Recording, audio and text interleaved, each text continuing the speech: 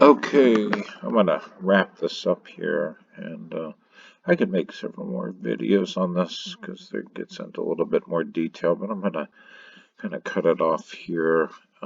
If people have an interest, I can go into much more detail on each one of these topics. So let me know. But I want to make a disclaimer that I'm not a medical doctor, so I can't diagnose or treat you. I can just provide educational material and share with you some of the things that I've done. But I think that the report is clear about what's really going on, that there seems to be pathogenic invasion inside the gut, and a lot of the problems are occurring because of this. And of course, then it becomes a systemic problem because now you have a number of different systems that are being evoked.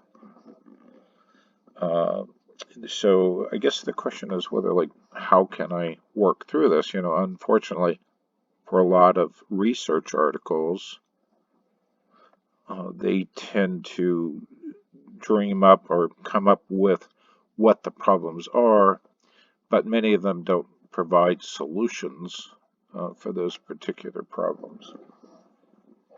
So I'm going to try to tackle that. And then obviously there's a number of choices that people can make.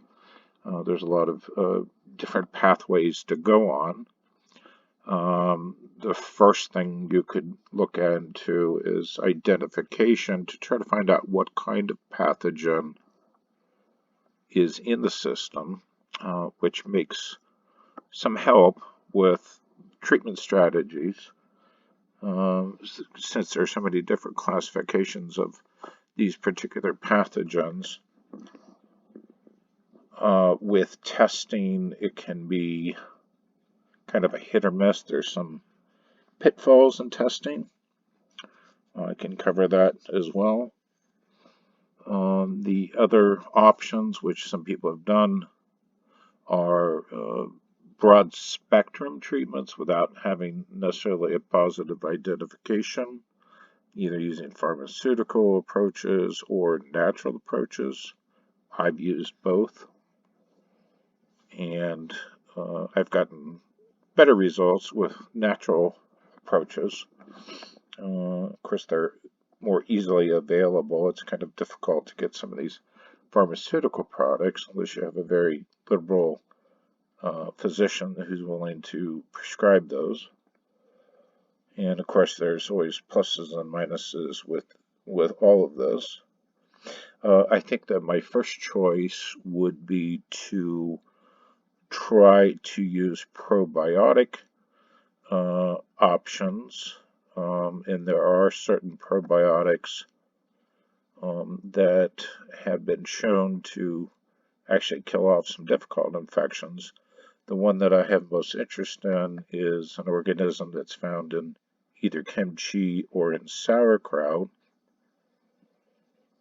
It has to be an unpasteurized version of it because pasteurization will actually kill that particular microbe that's in there. It's known as pediococcus, and there's a lot of PubMed articles about how powerful it is to eradicate some very difficult infections. Like, I think they had mentioned MRSA, which is a fairly difficult infection to get rid of. There was also indications that it could kill Pseudomonas, which is a gram-negative bacteria that is very difficult.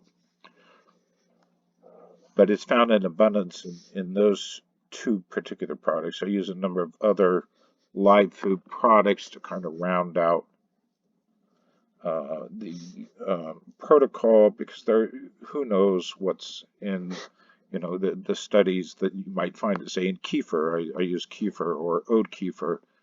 There's goat's milk kefir, water kefir, and of course a lot of the yogurts. Kombucha can be popular with some people. So these live foods have medicinal properties to them. So I think that's a consideration. I would also make sure that my diet was a clean diet, that I wasn't consuming inflammatory foods. I would make sure that I had adequate fiber and different types of fiber, which could be beneficial. It could be, you might have some problems with some certain types of fibers. So paying attention to that, I think, is a good idea. And trying to think of some other things. Um, I'll leave it there. So if people have questions, you can leave comments here, and I'd be happy to answer some of those. And if I have enough interest, I can provide much more detail on each one of those subjects I covered in this video.